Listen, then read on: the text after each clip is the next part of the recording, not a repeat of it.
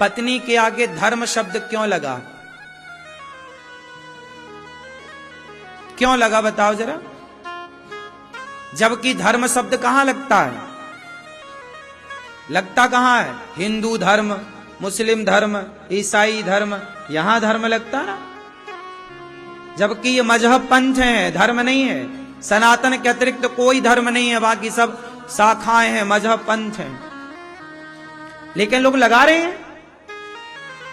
तो अब बताओ पत्नी के आगे धर्म शब्द कब से लगा और क्यों लगा?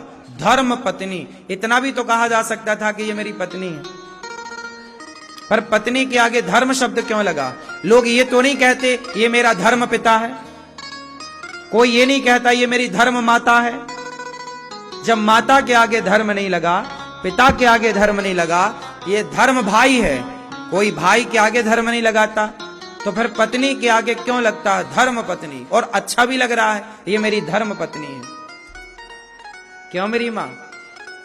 क्या माँ के आगे धर्म माता लगा? ये मेरी धर्म माता है। क्यों? क्यों माँ के आगे धर्म शब्द नहीं लगा, पिता के आगे धर्म शब्द नहीं लगा, बहन के आगे नहीं लगा, भाई के आगे नहीं लगा, तो फिर पत्नी के आगे क्यों लगा? आप बताओ, पत्नी के आगे धर्म शब्द क्यों लगा? धर्म पत्नी क्यों?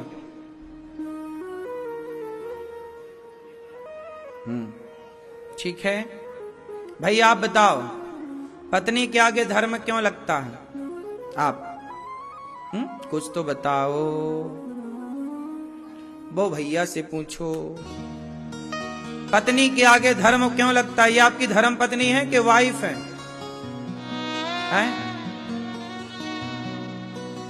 बीबी, वाइफ, मिसेस, इनका अर्थ क्या है? हमारे यहां बीबी नहीं होती, वाइफ भी नहीं होती, धर्म पत्नी। धर्म पत्नी क्यों? क्यों लगा धर्म पत्नी?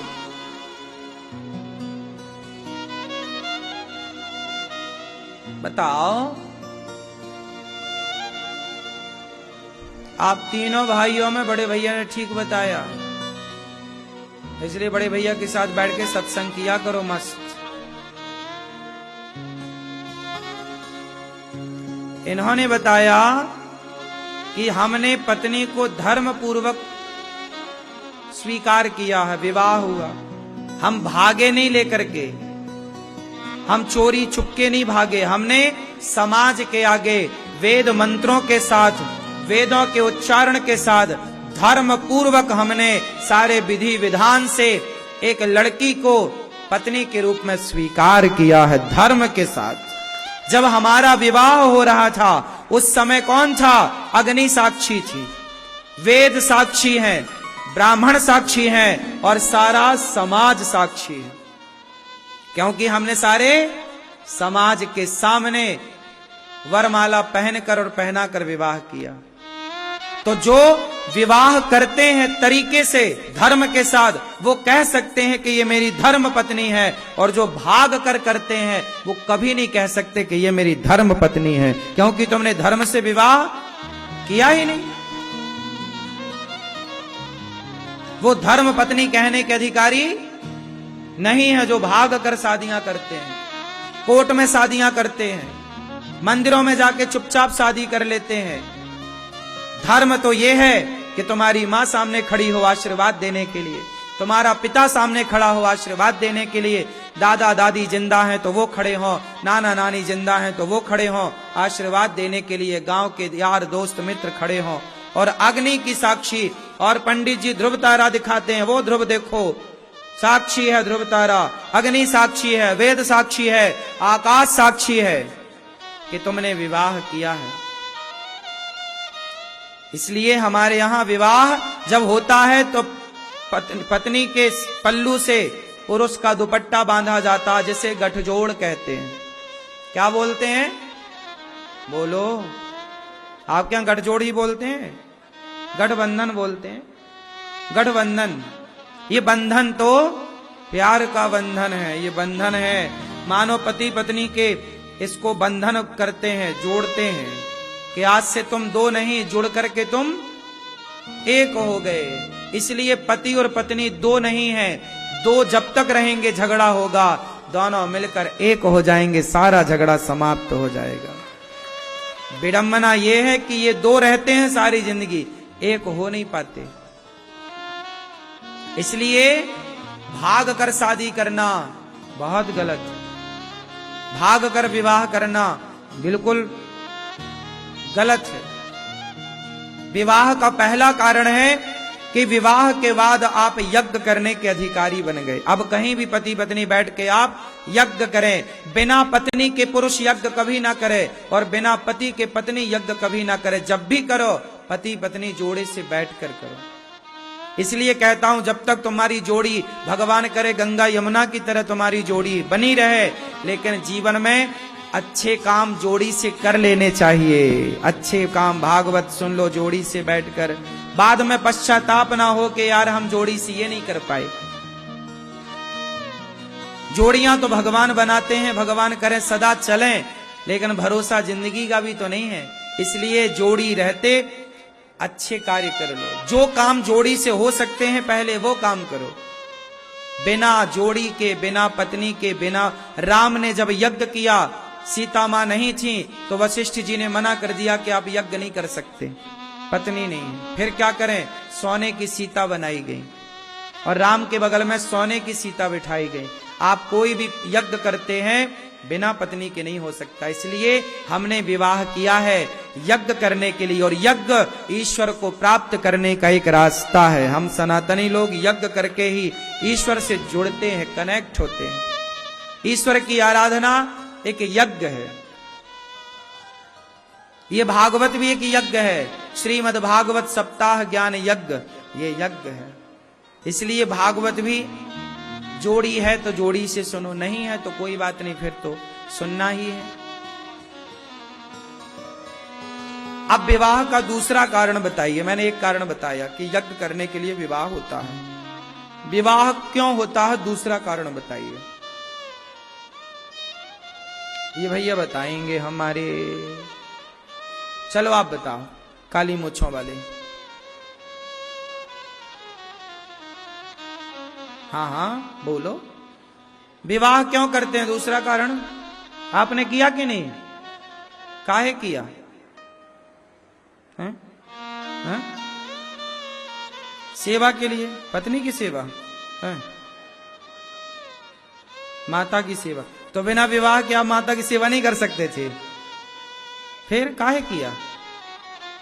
ये कारण मजा नहीं आया इसको सुन के, ठोस कारण दीजिए। हैं? वंश बढ़ाने के लिए। तो वंश तो सुअर भी बढ़ा रहे हैं।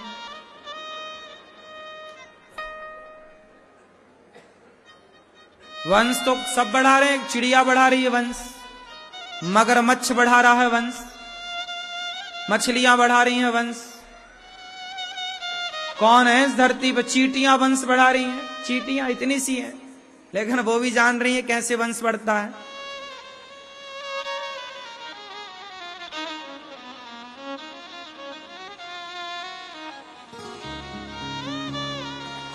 आप कह ठीक रहे हो, वंश बढ़ाने के लिए विवाह करते हैं, पर कैसा वंश?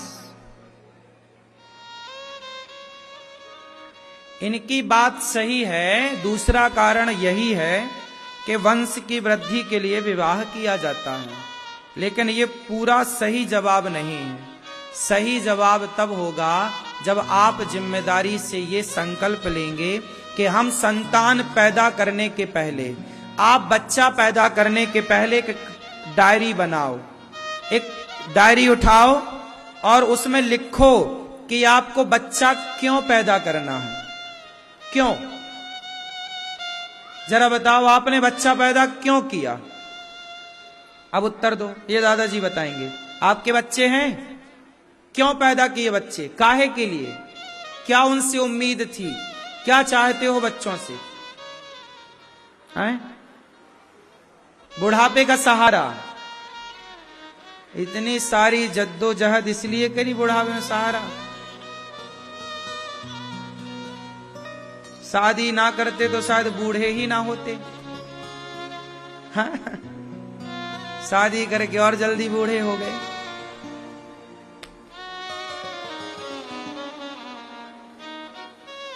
सुनो,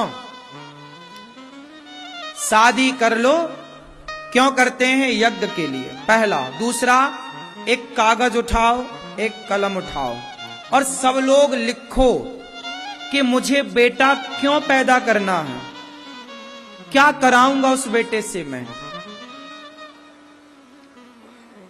क्यों बच्चे पैदा किए जाते हैं। आजकल जितने बच्चे पैदा हो रहे हैं ये अपने माँ बाप को गिलास भर पानी नहीं दे रहे हैं। बोलो हाँ। 80% बच्चे पानी नहीं दे रहे हैं, 20% बच्चे ठीक ठाक हैं। बात सही है? जो तुम कह रहे हो कि हमारे बेटे बुढ़ापे में साथ देंगे, चलो, हर आदमी यही मानसिकता से बच्चे पैदा करता है, लेकिन क्या बुढ़ापे में बच्चे साथ दे रहे हैं? बोलो। यदि बुढ़ापे में बच्चे साथ देते तो फिर हमें वृद्धाश्रम बनाने की जरूरत क्यों पड़ी? यदि बुढ़ापे में साथ देने के लिए बच्चे पैदा किए हो, बात सही है, गलत नहीं है कि बुढ़ापे में साथ तो चाहिए, लेकिन बच्चे साथ दे कहां रहे हैं? आपकी उम्मीदें तो सही हैं, लेकिन बच्चे कहां? बूढ़ी मां को छोड़ के भाग जाते हैं, गिलास भर पानी नहीं मिल रहा है, पेट भर रोटियां नहीं मिल रही हैं। इसलिए कहता हूं कि बच्चे पैदा करने के पहले पति पत्नी बैठकर ये डिसाइड करो कि हमें अपने बच्चे को जब पैदा करेंगे तो उसे सबसे पहले संस्कार देना है। क्या देना है? क्या आप संस्कार देने के लिए तैयार हैं? यदि आप खुद संस्कारवान हैं, समय से सोते हैं, समय से जागते हैं, आप स्वयं भगवान की उपासना करते हैं, द्वार पे आए अतिथि की आप खुद सेवा करते हैं, आप दोनों पति पत्नी संस्कारवान हैं, तो आप अपने बच्चों को संस्कार दे पाओगे। जब आप खुद ही नहीं है संस्कारवान, खुद ही फॉलो नहीं करते, तो बच्चों से क्या उम्मीद है? बच्चे पैदा तो सब कर रहे हैं, काय के लिए कर रहे हैं? बुढ़ापे में साथ देगा। कहां दे रहे हैं साथ? सब भाग रहे हैं छोरियों को ले लेके, शादी हो गई भाग गए, बूढ़ा बूढ़ा आदमी अपना अकेले मरता। क्यों मेरी मां? आजकल बच्चे शादी ब्याह करके अलग हो जाते हैं कि नहीं? चार आज मैं एक मां से मिलाऊंगा, शायद यहां आई एक मां आई आज गौरी गोपाल में रहने के लिए। मैंने पूछा क्या बात हो गई? बोले महाराज मेरे बेटे ने मेरा जीते जी पिंडदान कर दिया। बोले ले तू मर गई मेरे लिए, मैंने तेरा श्राद्ध कर दिया, मैंने तेरा पिंडदान कर दिया, अब जा। बेटे ने जीते जी पिंडदान कर दिया, मैं जिंदा है। बोले अब तू मर गई मेरे लिए, जिंदा मां को भगा दिया घर से। आई है मां। ये मां ने भी तो किया था ना बच्चा पैदा, इसलिए कि बुढ़ापे में साथ देगा। सभी बच्चा, सारे बच्चे इसलिए पैदा होते हैं, माँ बाप इसलिए पैदा करते हैं, साथ देगा बुढ़ापे में, का सहारा बनेगा, लाठी बनेगा हमारी। पर लो, बच्चे तो जीते जी तुम्हारा पिंडदान करने को तैयार है। इसलिए बच्चा पैदा करने के पहले आप माँ बाप पहले बैठकर ये डिसाइड करो कि क्या आप अपने बच्चे को सही दिशा पर, सही रास्ते पर, अर्जुन की तरह, ध्रुव की तरह, प्रहलाद की तरह बना सकते हो। अरे भाई, जननी जने तो भक्त जने, या दाता या सूर, या से तो बंध्या भली काहे गवावे नूर। जब बच्चा पैदा किए ही हो तो ऐसा करो कि इतिहास रचने वाला बच्चा हो। ऐसे गीदड़ पैदा करके करोगे क्या? क्या मैया क्या कहती हो? तुम्हारा पेट, तुम्हारा गर्भ तब पवित्र होता है जब तुम्हारे गर्भ से योग्य संतान का जन्म होता है। वरना तुम्हारा गर्भ अपवित्र ही रहता है। यदि तुम्हारी औलाद काम ना आई समाज के, भले काम ना किए, चोरी डकैती डाल रहे हैं तुम्हारे बच्चे, तो तुम्हारा बच्चा पैदा करना सार्थक हुआ कि बेकार हो गया? बोलो बोलो मेरी मां। अब आप चप्पल उतार के बाहर आओ, कथा सुन के जाओ तो चप्पल गायब हो जाती हैं। अब जो चप्पल चुराए वो भी तो किसी के बच्चे होंगे, तो उनके मां बाप ने पैदा तो कर लिया, चप्पल चुराते फिर रहे हैं।